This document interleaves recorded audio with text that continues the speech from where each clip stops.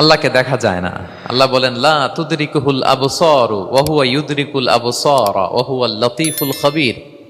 পৃথিবীর কোনো চোখ আমাকে দেখে না, কিন্তু আমি সব চোখগুলোকে দেখি। তিনি দৃষ্টির আয়ত্তে নন, দৃষ্টি তার আয়ত্তে।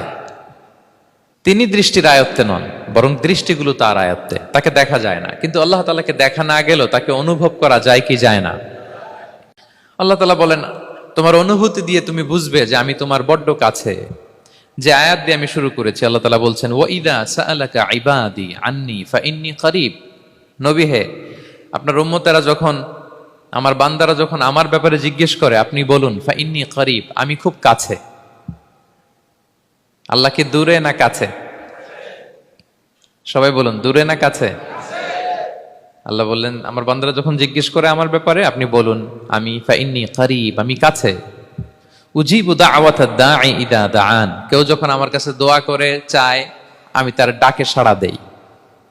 তাহলে এই আয়াত থেকে বুঝলাম আল্লাহ তাআলা কাছে। এখানে তো আল্লাহ কেবল কাছে বলেছেন, আরেকটা আয়াতে আল্লাহ বলেছেন আমি সবচাইতে কাছে, আমার চাইতে কাছে তোমার কেউ হতে পারে না।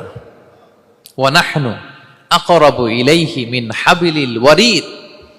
আমাদের এখানে গ্রীবাস্থ একটা ধমনী আছে, এই ধমনীটা কেটে দিলে মানুষ মরে যায়।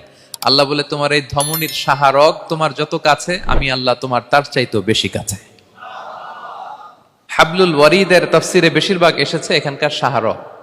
কেউ কেউ বলেছেন হাবলুল ওয়ারিদ মানে আমাদের স্পাইনাল কর্ড, মানে আমাদের শির দ্বারা। এটার চেয়ে কাছে আর আমাদের কিছু হতে পারে না। আল্লাহ বলে তোমার শির দ্বারা তোমার যত কাছে, আমি আল্লাহ তোমার তার চাইতেও বেশি কাছে।